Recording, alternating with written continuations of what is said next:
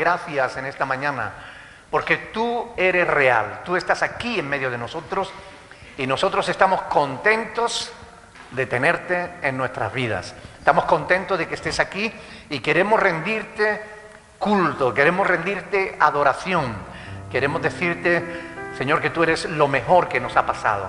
Llévate la gloria y la honra en todas las cosas, pues te lo pedimos en el nombre glorioso de Jesús.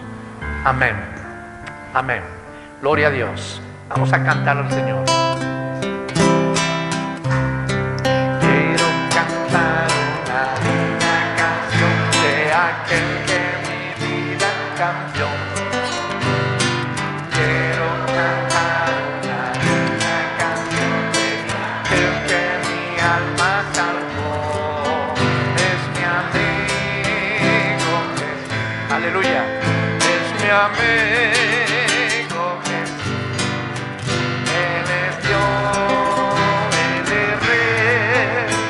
Amor y verdad, solo en encontré esa paz que busqué, solo en encontré la felicidad.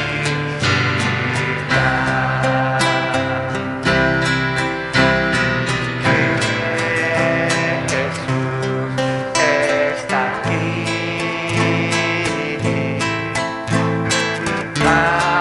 Ábreme tu corazón, sí que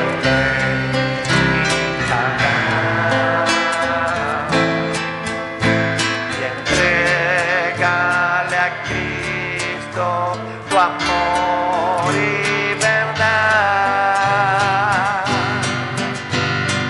Quiero cantar una canción de aquel que mi vida cambió.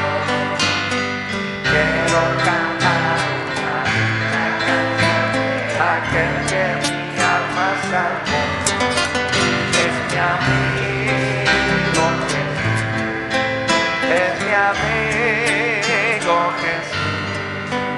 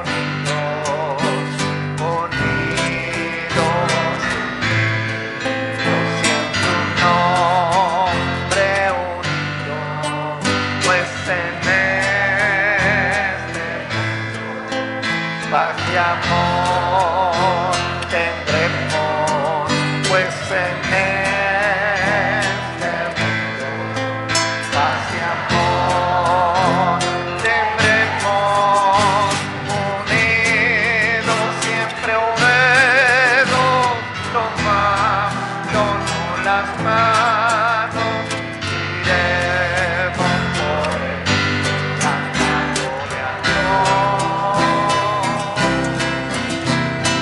Gloria de Jesús, al fin resplandecerá y al mundo llenará de paz.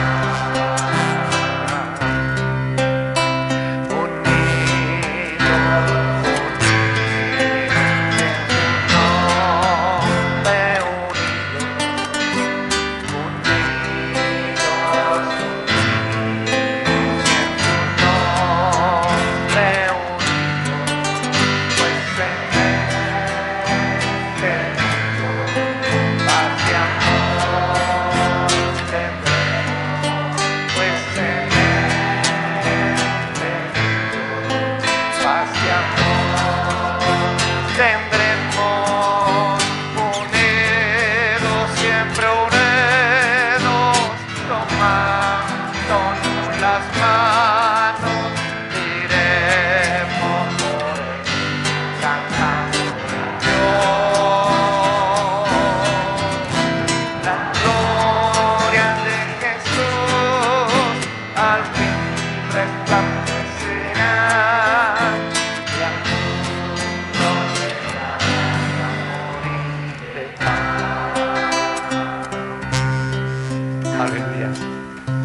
Alguien que quiera orar en esta mañana y glorificar el nombre de nuestro Señor.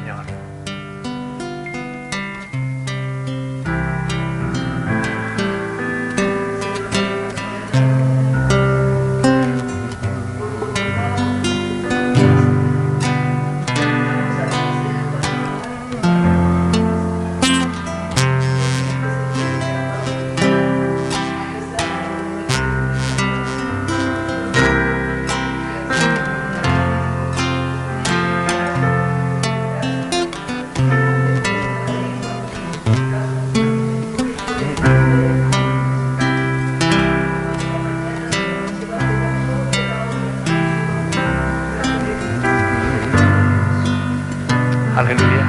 ¿Alguien más?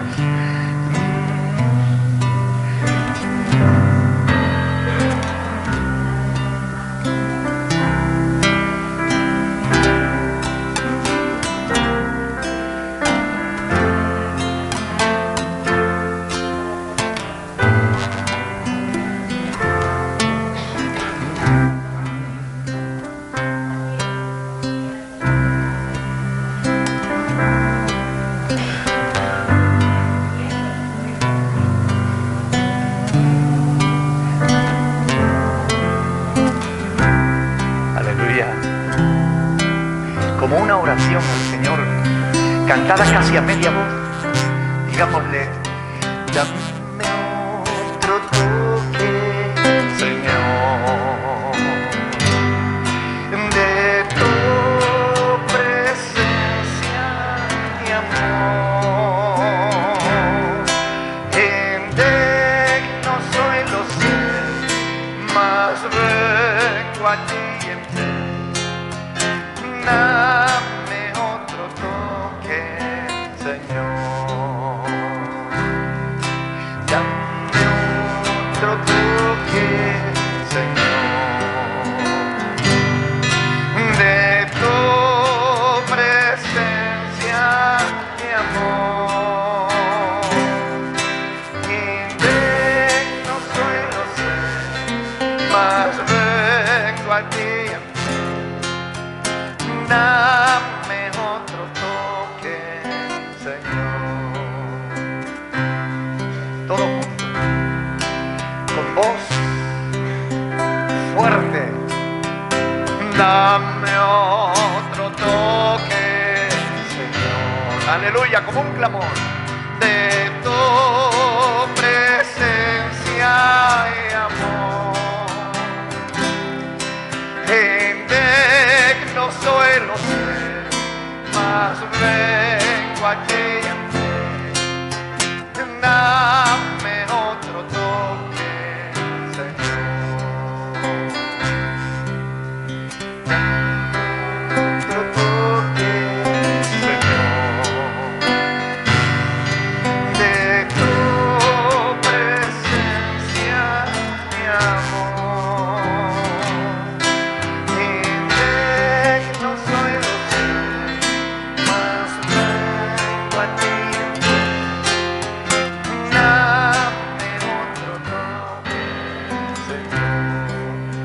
quiere decírselo con sus propias palabras.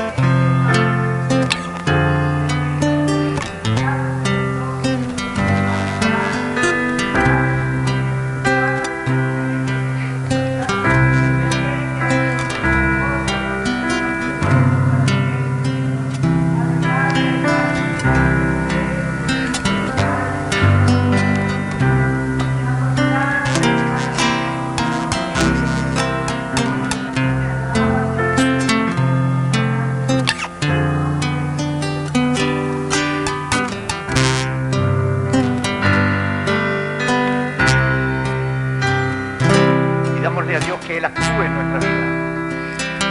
Haz tu obra profunda en mí. Haz tu obra profunda en mí. Para que tu amor llegare hasta mí. Haz tu obra profunda en mí. Haz tu obra profunda en mí. Haz tu obra profunda en mí. Para que tu amor llegare hasta mí. Haz tu obra profunda en mí.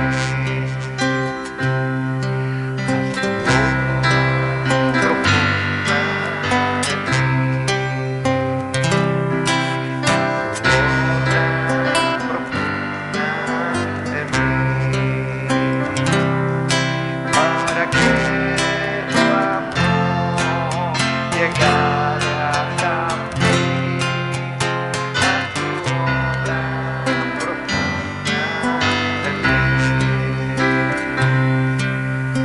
Dios tiene que seguir actuando en nuestras vidas. Aún queda mucho por hacer. Reconozcamos que todavía no somos lo que Dios quiere que seamos. Dios está trabajando con cada uno de nosotros. Ya no somos lo que éramos, pero tampoco somos lo que aún tenemos que ser. Pidámosle a Dios que Él siga trabajando con nosotros mientras le declaramos nuestro amor al Señor. Le amo, le amo, le amo. Es la rosa de Sarón para mí. Le amo, le amo, le amo. Sé que un día su rostro veré. Maravilloso es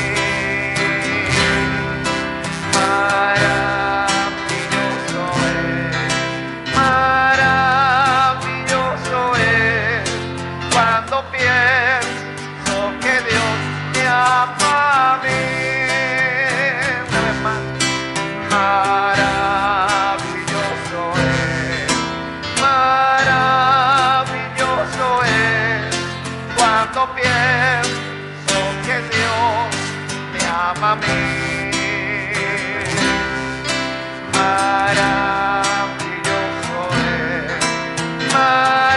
Maravilloso es cuando pienso que Dios me ama a mí. Aleluya. Te damos muchas gracias, Dios del cielo y de la tierra, porque si nosotros te amamos es porque tú nos has amado a nosotros primero. Te damos muchas gracias por tu amor infinito, Señor, porque hasta que experimentamos tu amor en nuestras vidas, no supimos lo que era el amor. Te damos tantas gracias, Señor, por haber cambiado y transformado nuestros corazones, por seguir trabajando cada día en nuestras vidas. Gracias. Gracias, Señor. Tu pueblo se siente agradecido, se siente bendecido, se siente fortalecido, Señor, sabiendo que tú estás con nosotros aquí en este lugar. Llévate la gloria y la honra, Señor, en todo lo que hagamos, porque solo tú eres digno de suprema alabanza, Señor. Solo tú eres digno de adoración. Aleluya.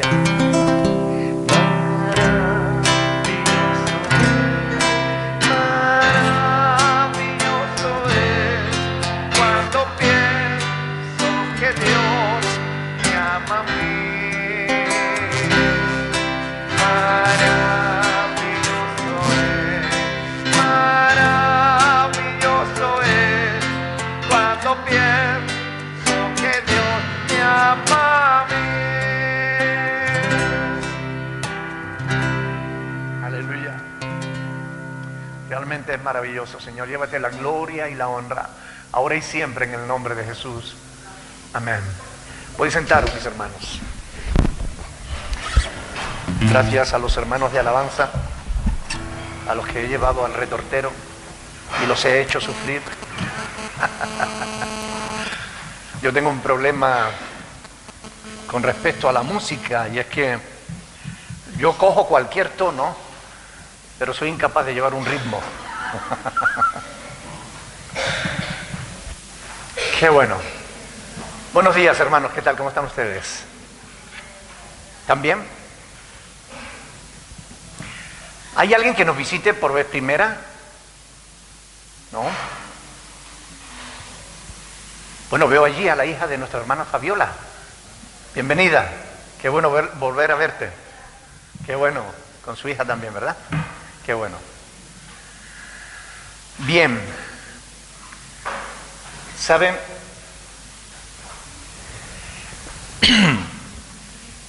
En fiestas como estas, en fechas como estas, en las que estamos celebrando fiestas importantes, muchas veces los cristianos somos tentados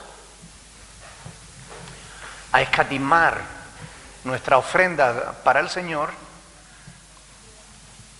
con el hecho de, bueno, que tenemos muchos gastos y demás, ¿no? Pero yo quiero decirles que tenemos un compromiso con Dios. Esta iglesia nunca ha hecho énfasis en el dinero, porque no es lo importante para nosotros lo importante son las almas, pero sí que tenemos unos compromisos adquiridos, como el pago de este local que es alquilado, y Luciano, que es el dueño, quiere cobrar todos los meses. Entonces yo les pido, por favor, hagan un esfuerzo, no se dejen tentar por el tema de las fiestas. Hay provisión para todo, pero seamos responsables con el Señor, porque Él lo es con nosotros. Amén. No le vamos a dar a Dios algo que Él no nos haya dado. Así que yo voy a pedir que los sugieres, por favor, pasen por aquí para recoger la ofrenda, y nosotros vamos a darle al Señor la gloria debida a su nombre también en esta parte de la adoración a Dios.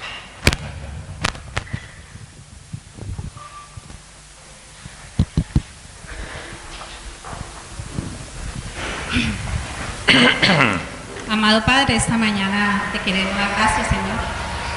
Primeramente te damos gracias, Señor, por tu presencia en nuestra vida, Señor, porque es lo que nos motiva, Señor, estar aquí en este lugar, Padre. También, Señor, ya te alabamos y te honramos, Señor, con nuestras alabanzas, Padre, Igualmente, Señor, que debemos agradecerte, Señor, por tu misericordia, Señor, que hasta el día de hoy no nos ha faltado, Señor. Señor, por eso te pido, Señor, que bendigas. Tú conoces cada corazón, Señor, como decía nuestro pastor, es contigo, Señor. No con el hombre, sino contigo, Padre. Sabemos que tenemos un compromiso. Por eso, Señor, te pido que bendigas al dador alegre, Señor, y bendigas también a aquellos, Señor, que no pueden dar, Señor. Tú sabes las circunstancias de cada uno, Padre. Amén. Y, Señor, conforme a tu voluntad, Señor, tú suples, Señor. Por eso, Sí, Señor, Señor, te ponemos delante de tu presencia, Señor, la ofrenda, Señor, que seas tú bendiciéndolas, Señor, en el nombre de Cristo Jesús. Amén. Amén.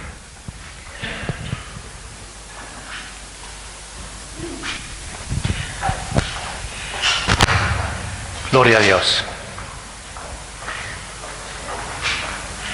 Quiero transmitir saludos de los pastores Andrés y Katia y de su familia que están ya en Dinamarca, están de vacaciones.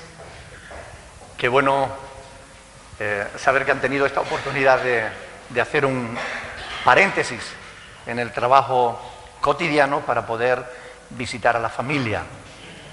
Qué bueno. Están pasando mucho frío. Primero me tocó a mí pasar frío en mi tierra, ahora le toca a ellos pasar frío en Dinamarca.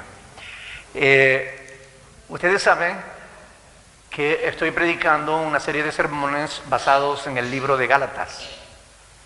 Por tanto, yo quiero invitarles a que abran la Biblia por Gálatas, capítulo 1, donde vamos a leer desde el versículo 11 hasta el final del capítulo.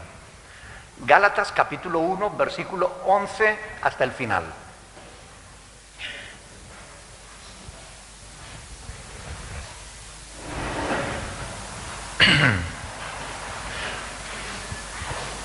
Muy bien, conforme lo vayan encontrando, nos ponemos de pie para leer la palabra del Señor.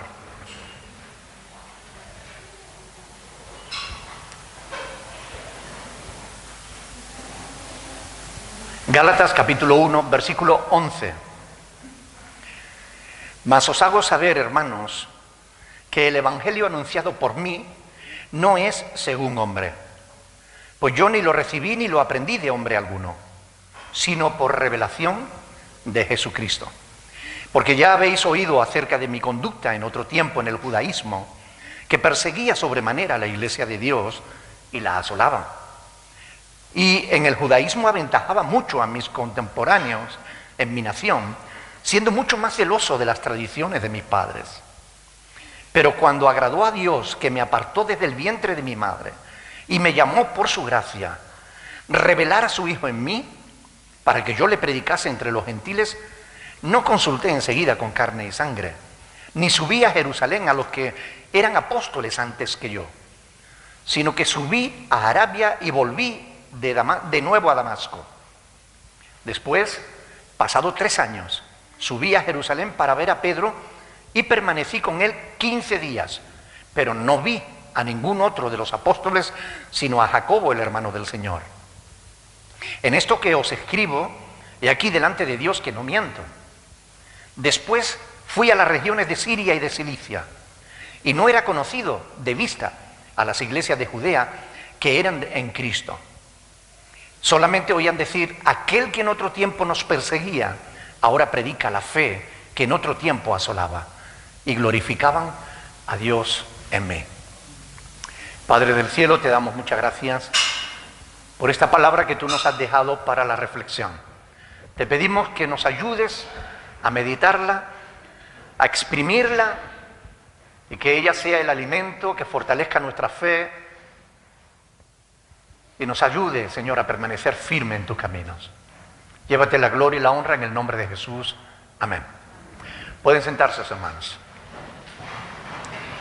Esta perícopa, esta porción bíblica que acabamos de leer, contiene varios asuntos importantes sobre los que nosotros vamos a meditar en esta mañana. Concretamente 4 temas.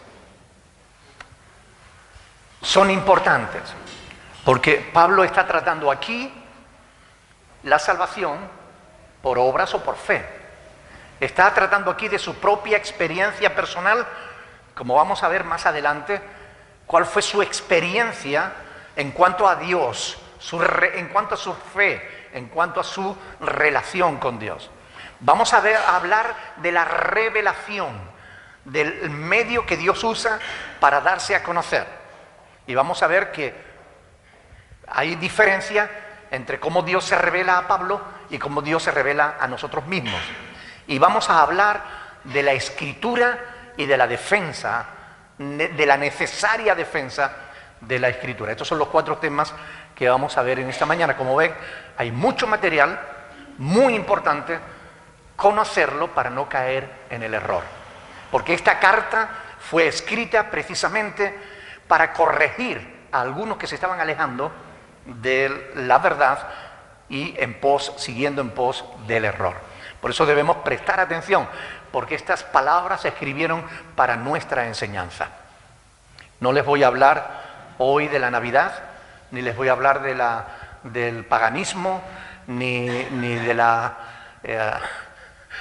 del nuevo año, no les voy a hablar de eso. Voy a seguir con el tema de Gálatas, porque creo que es importante que conozcamos bien este libro, esta carta de Pablo, porque en ella contiene muchas enseñanzas que son importantes para conocerla. Galacia era un distrito de Asia Menor que allá por el año primero, o sea, por el siglo I antes de Cristo, había sido anexionado al Imperio Romano. Y es hasta allí llegó Pablo con la predicación del Evangelio. Primer punto que vamos a ver hoy, diferencia, ¿no? Salvación por obras o por fe. Los Gálatas, que habían recibido el Evangelio de parte del propio Pablo, y lo habían recibido con solicitud, con disposición, pasado un cierto tiempo, como hemos visto en los pasajes anteriores, se estaban alejando de la verdad. ¿Por qué? Se estaban alejando por la influencia de algunos falsos hermanos que se habían introducido en medio de ellos. Y por eso corrían peligro de caer en el error. Hoy en día la Iglesia a nivel internacional, a nivel mundial, está en ese mismo peligro, porque hay muchos falsos hermanos que se han introducido dentro del pueblo de Dios. Por esa razón, Pablo, porque estaba viendo que los Gálatas se estaban desviando de la verdad, les escribe esta carta para corregir, para hacer una defensa de la salvación por fe y no por obras. La salvación por fe en Cristo y no por el cumplimiento de los mandamientos mosaicos de Moisés. Pablo diría a los romanos: concluimos pues que el hombre es justificado por la fe sin las obras de la ley. ¿Verdad? Conocéis el pasaje que es Romanos 3:28. Concluimos pues que el hombre es justificado por la fe sin las obras de la ley. Pero los Gálatas estaban siendo presionados para convertirse en judíos, para volver otra vez a las costumbres y a las tradiciones de los judíos. Y el argumento principal de esta epístola, de esta carta que Pablo les escribe, es precisamente el de la libertad cristiana frente a la esclavitud que suponía volver otra vez a una religión por obras. Este es el tema que Pablo está tratando aquí, la libertad en Cristo. Cristo nos ha hecho libres y no podemos permitir ahora que otros nos esclavicen a una religión de haz esto, no haga aquello, y esto es algo que en nuestros días, como si fuéramos Gálatas, estamos padeciendo también. No sé si cuántos han visto el vídeo que he puesto ahí en internet dando un saludo a los hermanos que nos ven por las redes sociales, ¿verdad? Y cómo los legalistas, ¿no?, se tiran al cuello y oh, esos paganos, no sé qué, no sé cuánto, y gente que no tiene ni la más remota idea de la Biblia porque no la leen, porque no la estudian, porque no tienen esa cultura, no tienen esa costumbre, se dedican a juzgar, a condenar y a convertir la fe cristiana en una lista de obligaciones y de otra de prohibiciones. Eso no es la libertad a la que Cristo nos ha llamado. Los falsos maestros judíos estaban recorriendo las diferentes congregaciones que Pablo había fundado y estaban atacando el ministerio de Pablo, pero también el evangelio que Pablo estaba predicando. El asunto era suficientemente serio y revertía un peligro tan real para la iglesia que Pablo va a usar expresiones muy fuertes para hablar de esta gente. Les va a llamar, les va a decir que están malditos, ya se los ha dicho en el capítulo 1, son anatemas. Si predican algo diferente a lo que él estaba enseñando, son anatemas, son malditos, quedan bajo la maldición de Dios. Es un lenguaje para un judío muy fuerte. Les va a llamar falsos hermanos, como hemos leído. Les va a llamar más adelante en el capítulo 5 levadura que perturba. Es gente que serán sentenciados. En el capítulo 6 les va a decir que son gente que quieren agradar a la carne. En el capítulo 6 también les va a llamar hipócritas, que ellos imponen la ley a otros cuando ni ellos mismos la viven. O sea que Pablo va a usar un lenguaje fuerte contra estos falsos hermanos que tratan de esclavizar a los cristianos a una religión que no es la fe cristiana. Y nosotros hoy en día tenemos que tener mucho cuidado con esto. No podemos permitir que nos aten a prácticas religiosas o a prohibiciones. No hagan, no toquen, no digan, no. Porque no es a eso a lo que Dios nos ha llamado. Es evidente que con los Gálatas estaba pasando exactamente lo mismo que estamos estudiando en 2 de Corintios. ¿Verdad? Habían llegado allí un grupo de judaizantes y estaban atacando el ministerio de Pablo y estaban atacando la verdad que Pablo les había transmitido. Pues en Gálatas existía exactamente lo mismo. Estaban intentando pervertir el evangelio de Cristo. Por eso Pablo tiene que defender tanto su apostolado como tiene que defender la verdad. Y él dice aquí claramente que su evangelio no lo había recibido de hombre alguno. Lo aclara, ni por Pedro ni por Jacobo, con los que estuvo apenas 15 días, y más adelante en el capítulo 2, él dirá que ninguno de ellos le aportó nada nuevo a lo que ya Dios le había revelado a él. Por tanto, Pablo recibe su evangelio y su llamado al ministerio directamente de nuestro Señor Jesucristo. Curiosamente, en Hechos de los Apóstoles, ustedes conocen ya el pasaje porque lo hemos estudiado también, en Hechos 18:26, cuando el gran orador Apolos, ¿verdad?, llegó a Corinto a predicar el evangelio, ese gran orador que dejaba alucinada a la gente, tuvo que ser llamado aparte por Priscila y Aquila, que dice concretamente, dice, un varón elocuente y poderoso en las Escrituras, ¿no? Pero tuvo que ser llamado aparte para que les expusieran más correctamente las cosas de Dios. Es decir, él tenía un gran don para hablar, era un buen orador, pero en cuanto al conocimiento de la verdad, a pesar de que dice que era poderoso en las Escrituras, en las Escrituras hablamos las que existían en aquella época, que era el Antiguo Testamento. Él era conocedor del Antiguo Testamento, pero el Nuevo Pacto como que no lo conocía, y tanto Priscila como Aquilas tuvieron que llamarlo aparte y decirle, mira, Apolos, esto no es así, esto es de esta manera, de esta otra. Pero cuando nosotros estudiamos toda la palabra de Dios y concretamente el Nuevo Testamento, no vemos ni un pasaje en el que ninguno de los apóstoles tuviera que corregir a Pablo. Ni uno solo. Es más, vemos pasajes en los que los otros apóstoles reconocen lo que Dios había hecho en Pablo y lo que Dios le había dado a Pablo, e incluso el mismo apóstol Pedro reconoce que algunas de las cosas que escribía Pablo a él le eran difíciles de entender.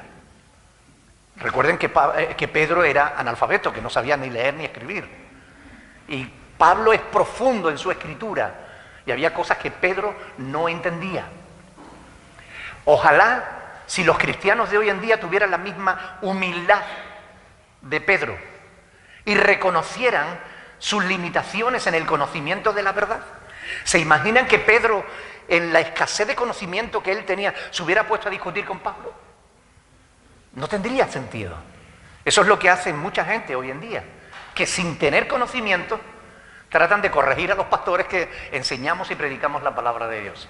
Y es verdad que hay pastores que no tienen conocimiento, pero cuando se encuentran con un pastor que tiene conocimiento, deberían ser un poquito humildes y reconocer la verdad de la palabra de Dios. Pero estas cosas se repiten, por eso están escritas en la Biblia, para que nosotros las sepamos, para que estemos preparados. puesto que lo que les predicó le había sido revelado por Jesucristo. Para Pablo era algo muy grave que los gálatas se estuvieran desviando de ese evangelio que él les había predicado, para volverse otra vez a las prácticas judaizantes de la religión. Por eso Pablo en el versículos 13 y 14 cita su propia experiencia, su vida anterior como judío celoso, y dice que aventajaba a sus contemporáneos en celo. Una vida que abandonó cuando él fue llamado por el Señor a la predicación del Evangelio. Con esto lo que Pablo les estaba diciendo a los gálatas es que él no fue salvado por el judaísmo, sino que él fue salvado del judaísmo. No es el judaísmo el que salva. Si alguien está practicando el judaísmo y quiere salvarse, tiene que convertirse a Cristo. Tiene que experimentar la libertad que solo el Hijo de Dios le puede dar. Y esto es algo que es importante para la reflexión, especialmente en estos tiempos en los que nos enfrentamos con una ola de judaizantes enormes. Han oído hablar de los judíos mesiánicos y de todo este tipo de cosas, ¿verdad? Ya en otra ocasión yo les prediqué sobre cuidado con los judaizantes. Judaizantes que están pretendiendo someter a la iglesia otra vez al legalismo, a las costumbres, a las tradiciones judías, a los mandamientos judíos, como si por obras alguien pudiera salvarse. Sabemos que no es así. Por otro lado están los que nos quitan la salvación simplemente por celebrar la Navidad. Me han llamado de todo eso. Me da igual. Mi salvación no está en juego. Mientras yo persevero en la fe en Cristo, mi salvación no se pierde. Estoy ahí, firme en el Señor. Si me alejara como los gálatas sería otra cosa, pero permaneciendo en fe, da igual. Es muy curioso que la gente rechace el evangelio de la gracia y pretenda someternos a un evangelio de obras. Aquellos judaizantes que llegaron a Corinto, a Galacia, que llegaron a estos que hoy en día nos tratan de poner una obligación o una prohibición. Realmente, ¿por qué lo hacen? Lo hacen porque el ser humano es orgulloso. Y al ser humano un evangelio de gracia no le cae bien. Porque el evangelio de gracia le dice al ser humano que no sirve para salvarse, que está condenado por sus pecados y que no hay nada que pueda hacer para obtener la salvación. Por tanto, depende de Dios. Y al hombre no le gusta depender de Dios, ni de Dios ni de nadie. El hombre quiere salvarse por sí mismo, por sus esfuerzos personales, por sus obras. Por eso nos encontramos con este tipo de cosas en la iglesia. La experiencia personal de Pablo. Él habla de su experiencia personal. Y él cita 3 etapas concretas de su vida. Nosotros lo podemos ver tanto en Hechos de los Apóstoles como lo podemos ver en sus propias epístolas, que él pasa por 3 etapas por las que también nosotros pasamos. La primera fue en su orgullo judío, en su idolatría. Él idolatraba su religión. Él se sentía orgulloso de ser judío, hijo de judío, fariseo, hijo de fariseo. Él se ufanaba de perseguir a la iglesia de Cristo. Odiaba a la iglesia de Cristo porque amaba su religión judía. Después él pasa por otra etapa en la que, aún convertido ya en cristiano, él lo relata en Romanos 7, ¿verdad? Se encuentra con que intenta agradar a Dios y no lo consigue. Es decir, desgraciadamente esto le pasa a muchos religiosos hoy también, ¿no? Que se quedan estancados en la experiencia de Romanos 7, ¿no? ¿Qué me pasa? Que no entiendo lo que hago. Porque no hago el bien que quiero, sino el mal que no quiero. Eso hago. Y están ahí. Pablo pasó por esa etapa, por eso él da testimonio Pero no se quedó en esa etapa, gracias a Dios. Pablo llegó a la tercera, ¿no? Cuando entendió que no era en sus fuerzas, que era en el poder del Espíritu de Dios que él podía agradar a Dios. Cuando un cristiano llega a esa etapa, cuando un cristiano pasa de ser un religioso sin Dios, pasa a ser un cristiano, y un cristiano que se esfuerza en su propia carne y que no consigue agradar a Dios, pero llega a la tercera etapa en la que descubre que la victoria en la vida cristiana depende de que realmente entienda que no es en sus fuerzas, que es en dejar que Dios viva en él. Recuerda las palabras de Pablo en Gálatas, ya las veremos en el capítulo 2, cuando él dice: ya no vivo yo, mas vive Cristo en mí. Y lo que ahora vivo en la carne, lo vivo en la fe del Hijo de Dios. Es decir, cuando el creyente entiende que tú no puedes ser santo por ti mismo, cuando el creyente entiende que la santidad depende de tu comunión íntima con Dios, que en tanto y en cuanto tú estés cercano a Dios y mantengas una buena relación con Él, tú te mantienes en santidad. Cuando uno llega a esa convicción, cuando uno llega a ese entendimiento, ahí es cuando uno deja de esforzarse en la carne. Porque en la carne tú puedes estar sin pecar un cuarto de hora, pero al minuto 16 caíste otra vez de nuevo. Y te lamentas y lloras y: Señor, ¿por qué me pasa esto? Y yo no quiero ofenderte, y yo no quiero pecar, pero peco. Ahí está Romanos capítulo 7. Pero qué bueno llegar a la tercera etapa, cuando Pablo dice: mas gracias sean dadas a Dios por nuestro Señor Jesucristo, el cual nos libra de la ley del pecado y de la muerte con una ley más fuerte, más poderosa, una ley superior, la ley del Espíritu de vida en Cristo Jesús. Romanos 8. Qué bueno. Ojalá quiera Dios que hoy mismo algunos que están viviendo en Romanos 7 en la segunda etapa, en la etapa intermedia, en el cristianismo carnal, en el cristianismo religioso, hoy puedan llegar a la tercera etapa y lleguen a ese cristianismo en victoria que solo es posible por el poder de Dios. Ojalá. Pablo está relatando esto porque lo que les está diciendo a los Gálatas es: ¿de qué sirve la ley? ¿De qué sirven las prohibiciones o las obligaciones si en nuestra carne no podemos agradar a Dios? Porque la carne ni quiere agradar a Dios, ni tampoco puede. ¿De qué sirve? Yo era religioso y me esforzaba y hacía esto y lo otro y perseguía a la iglesia del Señor. Pero no fue hasta que conocí a Cristo que encontré la libertad en Cristo. Esto es lo que Pablo les está diciendo a los Gálatas.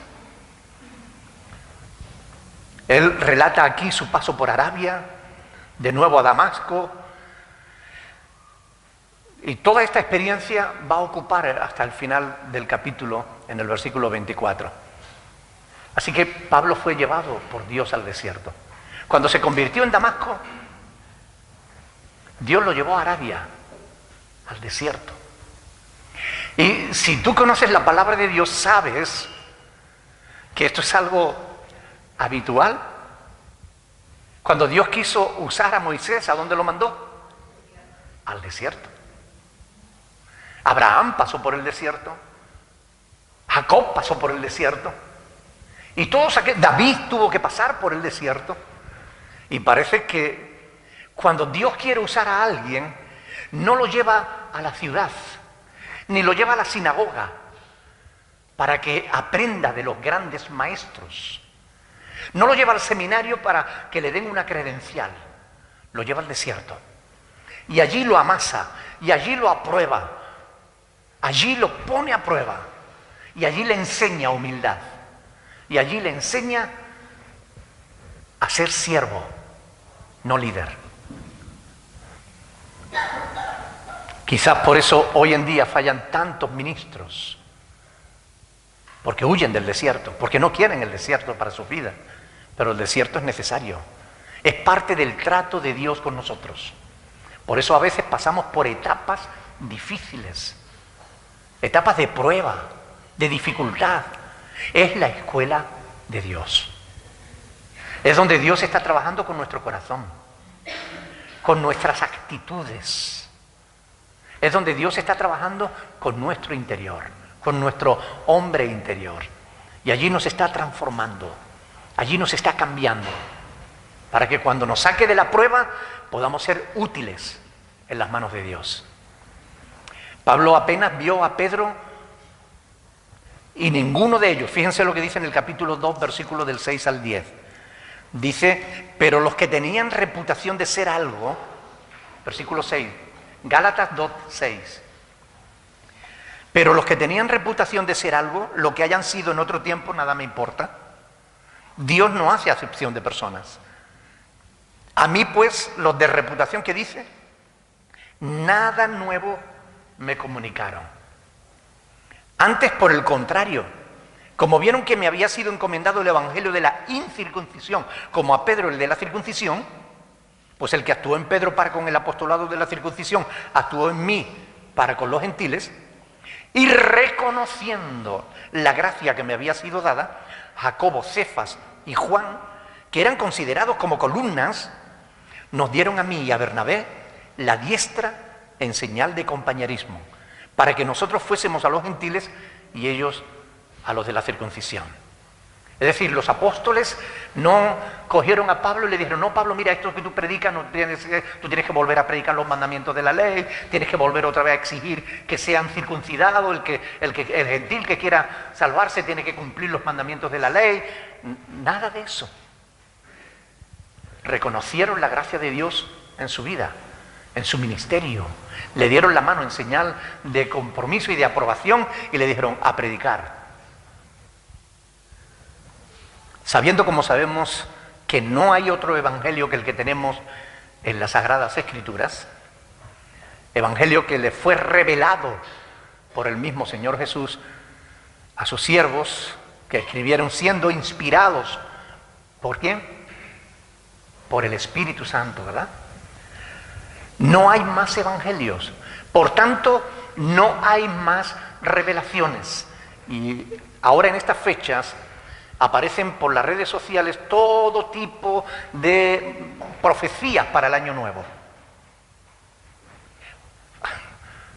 Falsos profetas que cada año ensucian el nombre de Cristo,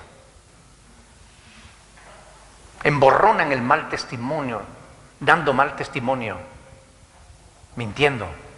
Hay mucha gente en grupos religiosos que les gusta hablar en nombre de Dios, a los que les gusta usar la primera persona.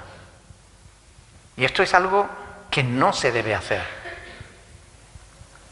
Hay personas que dicen, Dios te dice, y ahí a partir después de esas dos palabras, de esas tres palabras, Dios te dice, ellos añaden cualquier cosa que se les ocurre. Dios te dice, eso no debe ser así, porque nosotros no podemos ni debemos ponernos en el lugar de Dios. Dios te dice que todo te va a ir bien en este nuevo año. Suena bonito, ¿a que sí?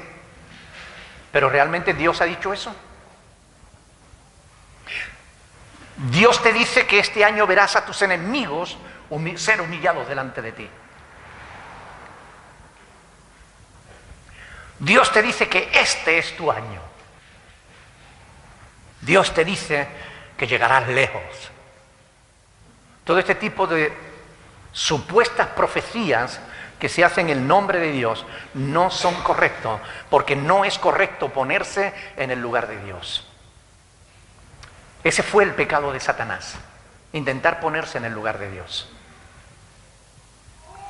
Y también es el pecado del anticristo.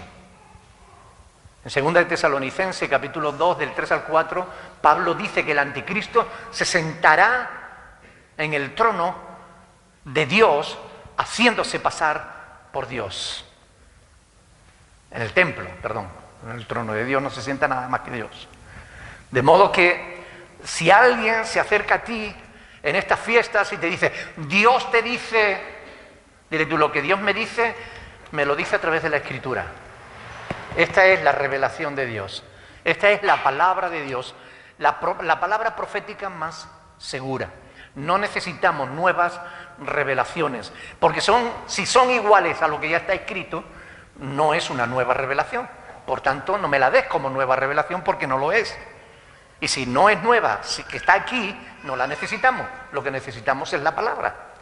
Y si contradice la palabra, menos todavía la necesitamos. Ahora, en cuanto a la revelación, y este es el tercer punto, Pablo enfatiza claramente que recibió su ministerio y el Evangelio directamente de Jesucristo. No por la tradición de sus mayores, no de generación a generación, ni por medio de la instrucción de ningún maestro. Y quiero aclarar aquí algo muy importante. Pablo sí, nosotros no. Y quiero aclarar esto. Pablo sí, porque es una norma de la hermenéutica que hay que cuidar el saber si una experiencia que vemos en la Biblia es extrapolada para todo el mundo o es solamente personal. Me refiero a que cuando leemos algo, bueno, si Pablo lo recibió así, así lo tenemos que recibir todos. Cuidado con eso, porque esa no es una buena forma de interpretar la Biblia. ¿Ok? Voy a poner un ejemplo porque con los ejemplos es más fácil de entender. Algunos afirman que como Abraham es el padre de la fe y como Abraham diezmó, nosotros tenemos que diezmar. Por esa regla de 3, como Abraham es el padre de la fe y Abraham se acostó con su criada, nosotros nos tenemos que acostar con la criada. ¿Verdad? No, así no se interpreta la Escritura. Así no se interpreta la Escritura, que nadie diga que sí, que le cortó la mano. Otro ejemplo. Algunos pentecostales dicen que todos los que recibieron el Espíritu Santo hablaron en lenguas. Así que todo el que recibe el Espíritu Santo tiene que hablar en lengua. Y si alguno no habla en lengua es que no ha recibido el Espíritu Santo. ¿Es correcto? No, claro que no, porque la Escritura en su contexto, y todos los textos hay que estudiarlo en su contexto, nos enseña que en la iglesia no todos van a hablar en lenguas. 1 Corintios 12, del 27 al 31, lo aclara claramente. Ni es verdad que todos los que recibieron el Espíritu Santo hablaron en lenguas. Y hay otros muchos ejemplos que yo podría poner en la Biblia para tener cuidado de esto. Pablo recibió el Evangelio por revelación, nosotros no. Nosotros lo recibimos por la palabra de Dios. Lo recibimos porque alguien nos predicó. Lo recibimos porque el pastor nos lo enseña. O lo recibimos de padres a hijos. Esa es la verdad. Por eso es muy importante asegurarse con las Sagradas Escrituras, que es el Evangelio seguro, si lo que estamos creyendo es o no es conforme a la verdad. Porque nosotros no recibimos el Evangelio por revelación. Hoy hay algunas personas que están rechazando la palabra de Dios y están esperando una revelación nueva de Dios. De hecho, hay pastores que están incitando a la gente a decir eso. Por ejemplo, hay quien dice, esta es palabra de Dios y está bien. Pero la cogen, la tiran y dicen, pero tú lo que necesitas es una palabra fresca, una palabra nueva. ¿Qué están haciendo con eso? Menospreciando la palabra de Dios y poniendo en su lugar las palabras de los hombres o la palabra de tu propio corazón. Por eso hay tanto error dentro de la iglesia hoy en día. Pablo la recibió por revelación, nosotros no. Nosotros ya la tenemos, la revelación escrita. Por tanto, esta es la revelación que nosotros necesitamos. De ahí el cuarto punto, la necesidad de defender la Escritura. Porque, desgraciadamente, hoy en día hay falsos hermanos que están atacando la palabra de Dios. ¿Ustedes se pueden creer eso? Pero es la verdad. Aún la verdad revelada en la palabra de Dios. Por eso están editando nuevas Biblias, y déjenme que ponga las comillas, porque algunas no son Biblias, la hacen pasar por Biblias cuando en realidad son comentarios de la Biblia o paráfrasis de la Biblia. Una paráfrasis es como una explicación de la Biblia. Entonces tú coges un pasaje, vas a ese pasaje y no te encuentras la palabra de Dios, sino la explicación de alguien sobre lo que ahí debería estar escrito. ¿Qué es lo que ocurre? Que la mayor parte de las Biblias que se hicieron a partir de la década de los 70 son Biblias adulteradas. Y esto es muy importante tenerlo en cuenta, porque la Biblia es la base de nuestra fe. Si nosotros no tenemos cuidado, las nuevas generaciones no van a recibir la palabra de Dios, van a recibir una palabra adulterada. Y mientras Cristo venga, a nosotros como iglesia nos corresponde ser columnas y baluartes de la verdad. Tenemos que salvaguardar el texto sagrado.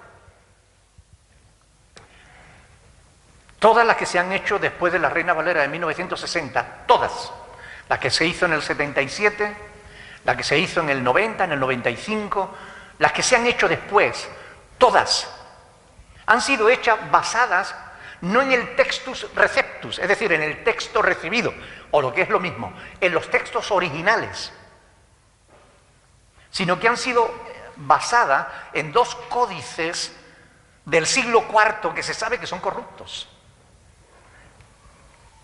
El códice sinaítico y el códice vaticano. Son dos códices que se saben que son corruptos, que contienen errores, pero las nuevas versiones de la Biblia se están sacando de ahí. No se están sacando de las versiones anteriores, del texto recibido. Y esto es muy grave. Esto no podría hacerse sin la connivencia de las sociedades bíblicas, que por dinero están permitiendo la adulteración de la palabra de Dios.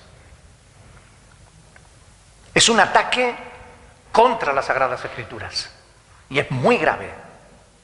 Por eso yo invito a todos los que nos ven y a todos ustedes a que entren en nuestra página web y en el apartado de enlaces, ahí encontrarán un enlace hacia un libro que lo pueden descargar gratis en formato PDF, que se llama Conspiración contra las Sagradas Escrituras, del pastor Domingo Fernández y del historiador César Vidal.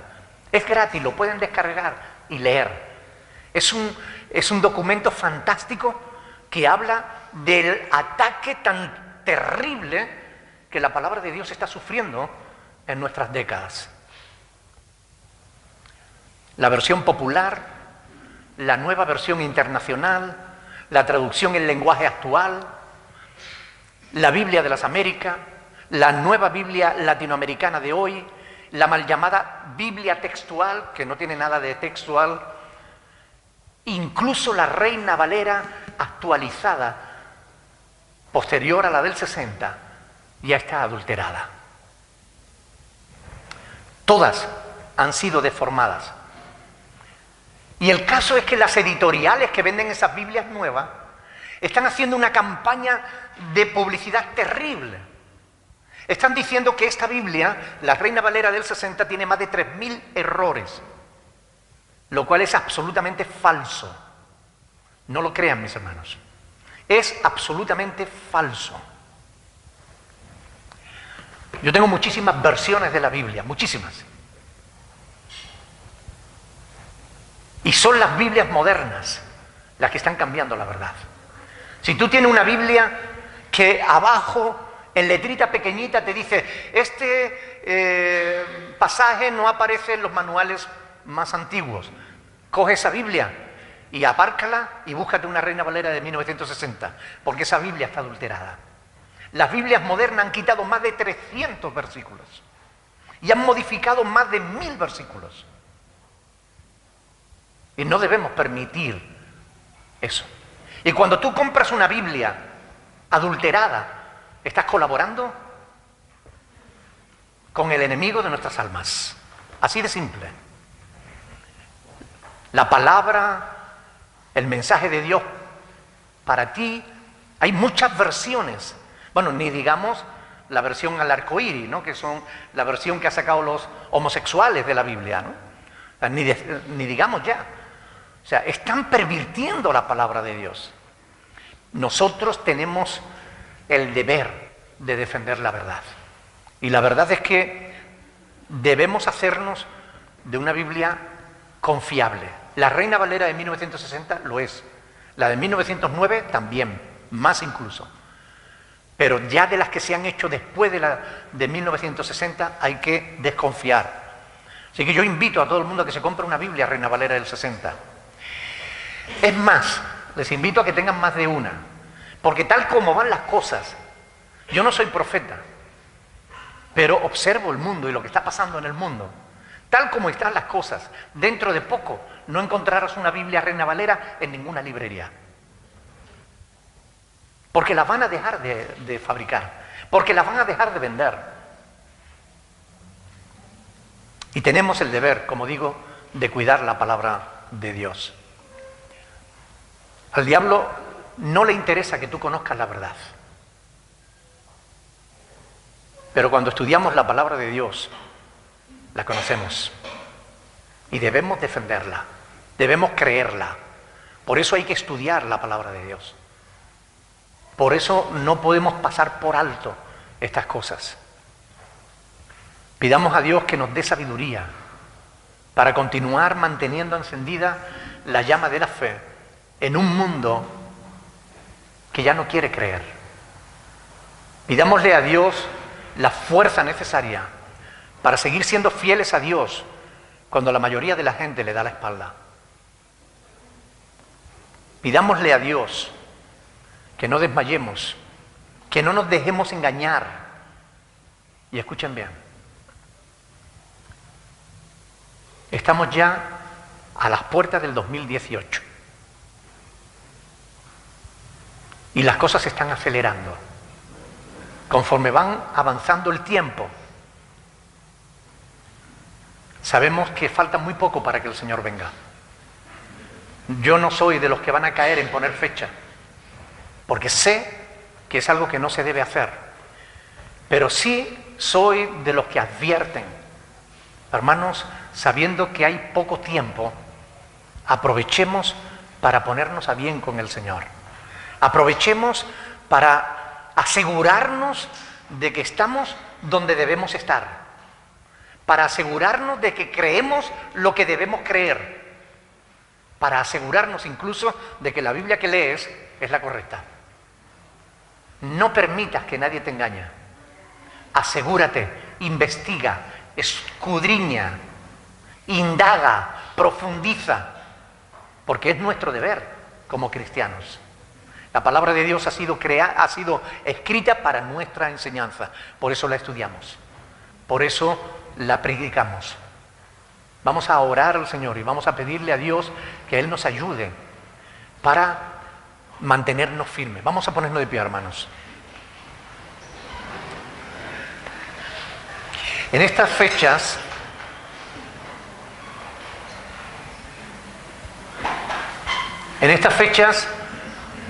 en la que el mundo celebra la Navidad a su manera, nosotros debemos celebrarla a la nuestra, adorando a Dios, dándole gracias por haber enviado a su Hijo al mundo, porque Él vino para salvarnos.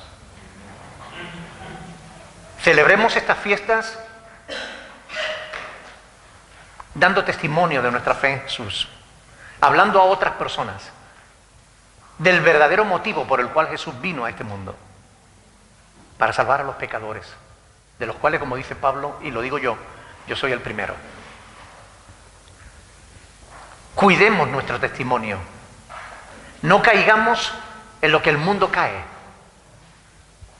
Ustedes saben que los cristianos no celebramos la Navidad de la misma manera que la celebra el mundo. Nosotros no nos emborrachamos porque sabemos que los borrachos no heredarán el reino de Dios. Nosotros hacemos las cosas para glorificar a Dios. Por eso disfruten con la familia, disfruten con los hermanos, celebren que el Verbo fue hecho carne y habitó entre nosotros y vimos su gloria. celebren que Cristo diera su vida por nosotros y que aún así hoy siga vivo en nuestros corazones. Celébrenlo, pero celébrenlo como cristianos. Amén. Vamos a orar al Señor y vamos a pedirle a Dios que Él nos ayude para que esta palabra que está siendo atacada por dentro y fuera de la iglesia, que Dios nos ayude a amarla y a defenderla. Alguien que quiera orar, por favor. Bendito sea tu nombre, Señor.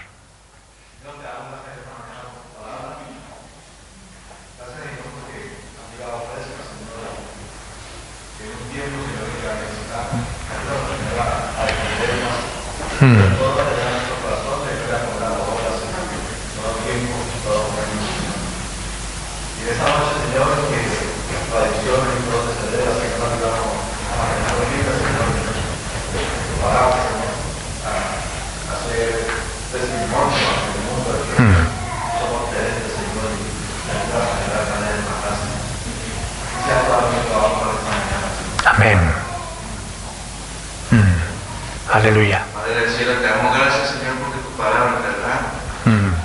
Porque no una fecha, sino un día viviste aquí, Señor, y a la tierra para darnos salvación, Señor. Una nueva vida, Señor. En Cristo Jesús. Gracias. Por la cual nos reunimos, Señor, en tu nombre. Queremos, Señor, en tu familia, darte las gracias, Señor. Sí, Señor. Por este día, por poder estar con nuestra familia y nuestros amigos, Señor. Amén. Gracias por bendecirnos cada día, Señor. Mantén la llama, Señor, de tu palabra y de tu verdad en nuestros corazones. Sí, Padre. Para poderla llevar a los demás, Señor. Que tu palabra sea glorificada, Señor. Que no sea mancillada, Señor. Porque tu palabra es verdad. Amén. Y tú eres el camino, la verdad y la vida. Sí, Señor. En el nombre poderoso de Cristo Jesús. Amén. Amén. Aleluya. Bendito sea tu nombre, Señor.